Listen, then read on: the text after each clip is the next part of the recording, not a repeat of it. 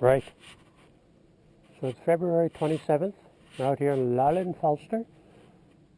That's the ocean you're seeing in front of you. This is all the sugar beets. We're going to walk across the road. We're going to look at the number 15. On the left side, there was a grocery store. And on the right side, there was a store called Brugsen, which was a co-op. The house was built in Visnes. That's the name of the small village that we're in. This was a chain of stores owned by a cooperative. It was still going to this day, so that small places would have a grocery store and a place to go. The building was built in about the 1860s, 1870s, somewhere like that. This is some of Jens's work. He's a man attached to a chainsaw. Some of what you see on the ground, if you can see, it's a manhole cover. There's two of them covering the septic tanks, which is a big issue out here. Nobody knows whether we had them both pumped out after Jens did a lot of digging. This is the courtyard. You can see part of the building has been settling over the years. Anita's anhanger or trailer. They have little boxes like in Newfoundland to protect from the weather and the wind. This is the walking past the shop and all the storage areas. And in the back also, the ocean is just beyond here. See beyond that growth of trees and those buildings, beyond there is the ocean also. It's out in the big isthmus. And everywhere you see, everything here is pretty well dedicated to growing sugar beets. We did a lot of work in the back here. Took out a huge amount of brush, had it all chewed up. One of the local farmers brought his tractor in. You couldn't even walk in here before. There were so many plants. Then a guy came in with a backhoe a few days ago. He did a lot of, about 4 hours, digging up all the old tree roots, and now trying to return it back to a little bit of civilization. As we come around and I'm looking at the building, you can see to the left the old shipping door where the trucks would pull up, and one side they had groceries later on. And it's got an alloy lock in the door, which I've not seen before. I did some repairs on that door. That's door number 20.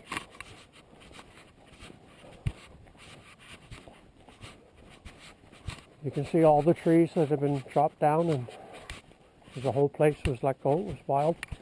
It's heated by oil right now, and of course they have a fireplace inside. So we're going to go back in the front door. That's my means of transportation.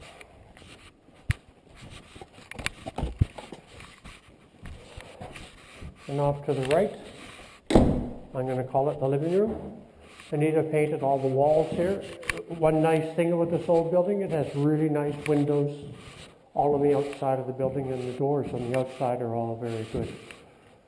This is the miracle door you're looking at now. And this particular door, I never thought I could fix it because it was sitting at least an inch back. But we have a rig here for bending the hinges. So this hinge here and this hinge here, I bent them forward. And I was able to bring the door forward. All these door handles are from the 1830s to the 1940s, something like that. I have a piece of paper around that shows that. And each handle has a small bearing, a bearing housing, and then two handles, and has a shafts that go up the inside of them. They look pretty simple, but they're a real pig to fix. But when they're fixed, you feel like God because they're so good. They have little secretive door locks on every one that nobody ever uses. So this was the miracle door, the door I never thought I could fix. And these door handles are very collectible. and very expensive to purchase. Only one company makes them presently. This is the old Brugsen store, which at the present time is unheated. The whole outbuildings and all these buildings inside here were just packed with debris. All these knickknacks that you see everywhere. They brought a guy in who knows prices on stuff. And on Tuesday he'll be here for a second whole day doing nothing but saying keep this, throw that away, and he prices everything what they are. It's kind of a friend, and they pay him some money for it, that type of thing.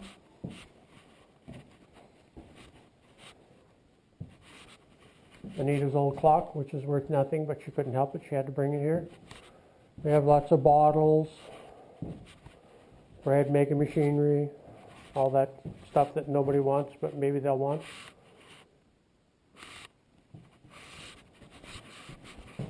We'll go down here.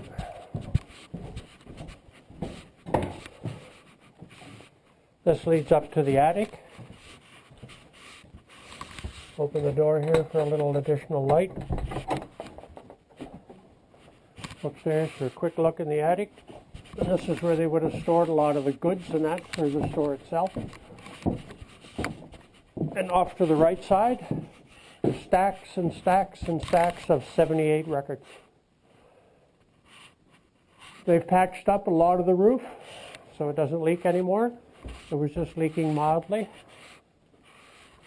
And as you can see, even out the window here, there's another outbuilding. There's outbuildings here all over the place. You probably won't be able to see much of this, but we'll just take a quick walk just to give you a feeling of the size of the building and its antiquity.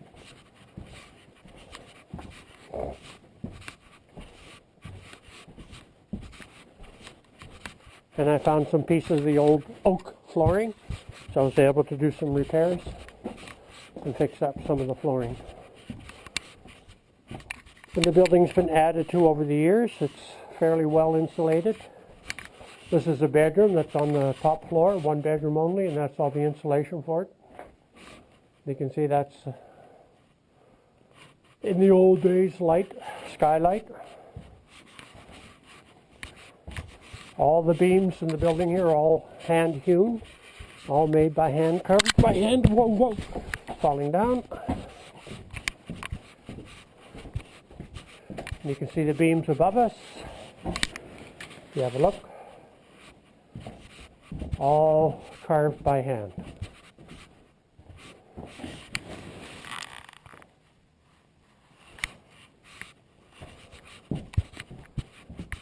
The old trap doors. No, very poor hand railings. Very steep stairway. See some of the old electrical. It's kind of scary to look at. It's all 220. All the new houses and the old now all have to be updated for ground fault. Safety devices on everything now, including a building like this, which I was a little surprised at.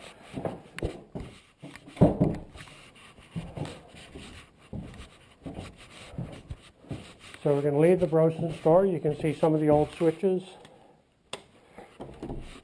all different styles. Another one of my doors, which works great now. They have all these wall outlets with switches. Half of them don't work anymore. This is all water heat. This is a room that we stripped the carpet out of and picked out 10,000 staples out of the floor. It's kind of a storage room, and I think below it was a root cellar. The floor was getting rotten through here. I put a new baseboard up on the side. And of course everything here is going into brick and brick walls. This is the kitchen, which was all dark blue. Let's open the door here and get some light.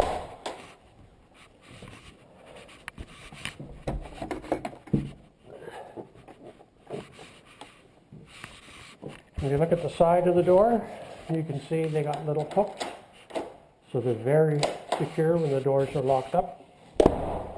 You pull up in the handle, out and lock them that way.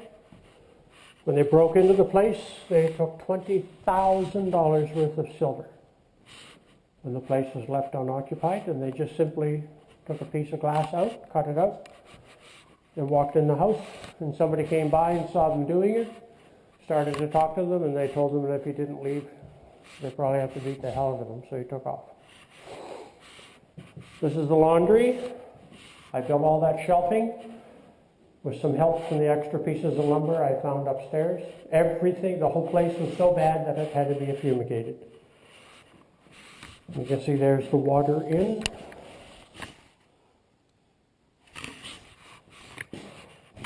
You can see all the lovely abandoned power floating everywhere. The electrician's been here to make it safe. This has been my job for 4 days. We stripped all the wallpaper, or I did. I stripped all the wallpaper off the walls. And then in behind here is all really rough, like plaster. And I think they're all hand plastered at the times. We haven't finished it yet. You can see here there's holes that come in the sides here where the brick and the mortar are falling down. All the tiles are in very nice condition. Another one of my doors. Anita's children had put new hardware on their doors, so we're able to have all their old hardware here. And the doors work properly and easily. They have rings that are set in here in each one to raise the doors up. They were well worn, and the whole building is settling and changing, so sometimes you have to cut it across the top, raise the door up, and then the plates, like this plate here. Then you take the plate off, so you have to lower the plate down, have to file them down, so that the doors will shut properly, which they do. Probably the only house in Denmark of this vintage where all the doors are working so far. This piece, I put a little piece in here, doesn't match perfectly, but it's the color. They stripped all the doors, which is a big trend about 20 years ago. Problem with that is when the house sits and it gets moist inside, all the doors collect the moisture like mad. We pulled the pipe out. This little kitchen stove is being sold. They're going to put a little heating unit in here. There's an old asphalt floor. We hope to be able to save that. We're going to put a new table, as they call it, or counter. It's going to be put on here, and a new sink, or a better sink. Maybe replace the faucets. I'm going to be involved in some of that, see if I can flood the place. This is medium cement, and actually I'm quite proud of how it turned out, but it wasn't an easy learning curve. There's big screws that I put into here, and I buried them to hook these into the concrete walls so the door frames don't flex. This is the main entrance. That light on the ceiling, Anita bought in Yale, dragged it across in her suitcase, had one crack in it, so she got it for a pretty good price. She didn't like how it was in her house at home, so it ends up here. Here's the stairway to the upstairs.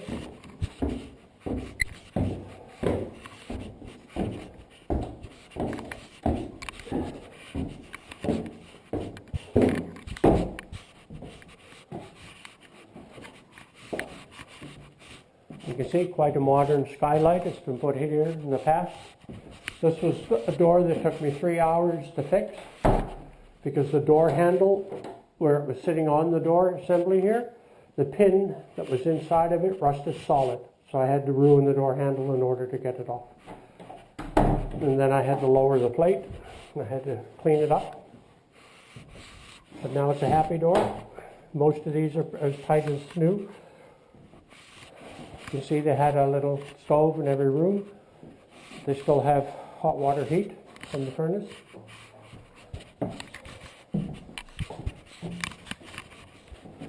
Going back down, a lot of the paint and whatever that's on the stairways appears to be original. I don't know, they must have been in love with army green. These are the stairs that are going to go in the laundry. Anita's just painted those up. Everybody loves the old hooks all along the wall. Obviously they use this building probably in the living room that we were in for meetings in the neighborhood, because they have a lot of hangers here for hooks.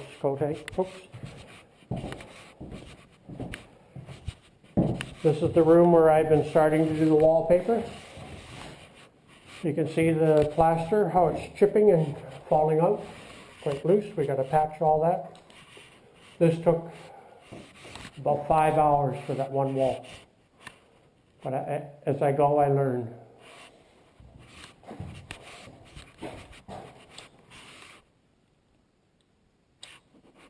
Another one of my doors. This one took a lot of work on the door handle. And it closes now. In the beginning, when I came, you could put your hand on it and feel the moisture in the door. It was swelling, but now it's not bad. And you can't do much unless you move the door frame.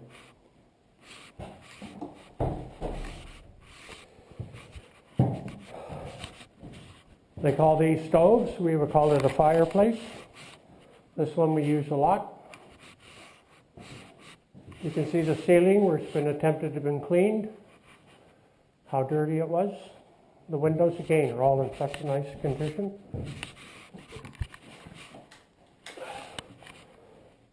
This room is a hallway entering into the washrooms.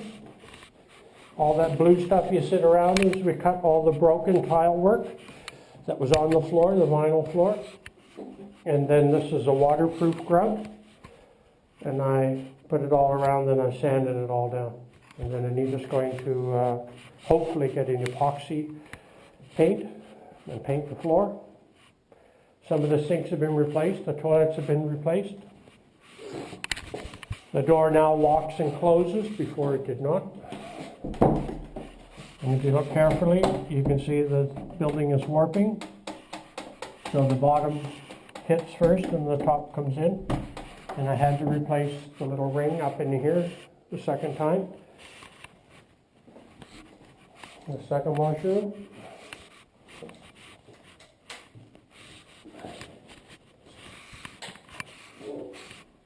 The septic tanks are still cranky. They've had them both cleaned. There's instructions somewhere, nobody's sure where yet.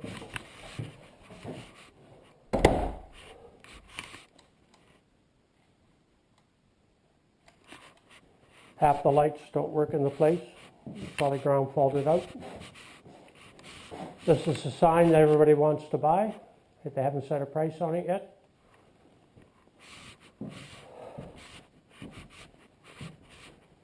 This is the shipping door at the back of the building with the abloy locks on it.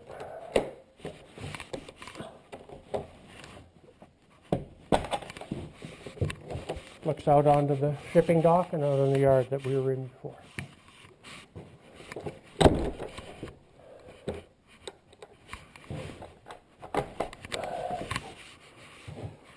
A lot of old bedsteads, a lot of old oak window frames.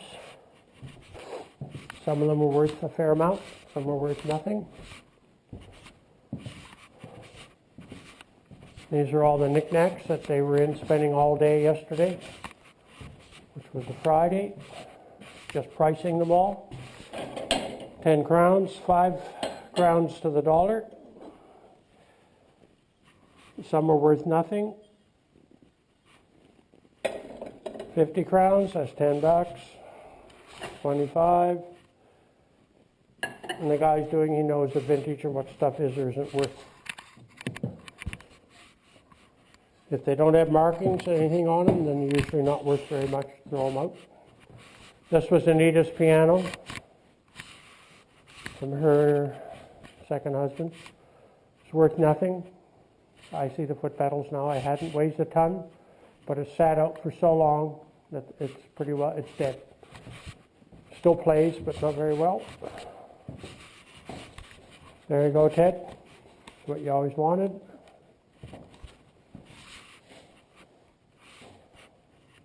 And you can see stripping old furniture and taking all the paint off it. It's been a trend here ever since I can remember. So old furniture that is stripped is worth a fair amount, depending on how farmerish it is. It's got to be a little bit on the crude side. This is the scale department. This is for those who drink a lot. This is Aquavit from Elbow.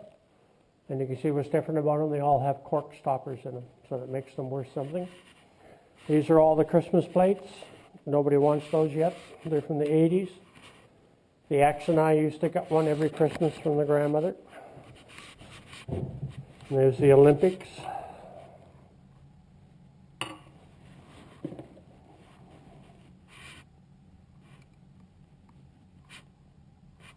Moon landing. I know. Old clock. Couple of dead sofas that should go to return to nature. Old outdoor lamps.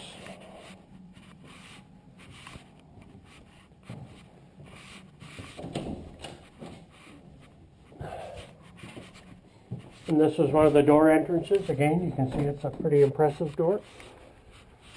No work on that baby. That was good. Did a little bit of work on this one. Chiquita banana. And we're back into the other room that I was doing the wallpaper in. And there's a selfie for those of you who really care.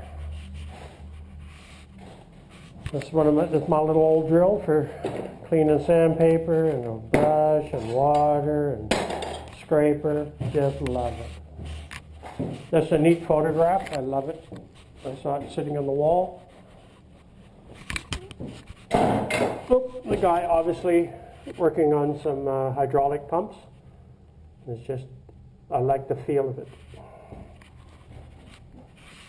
So I guess that's about it for the tour. There's a shop out in the back with old tools. I may see if I can find my key.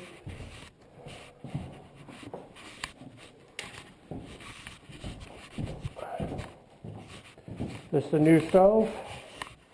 The old one they're going to be coming and picking up soon. Somebody donated it. And Anita knows.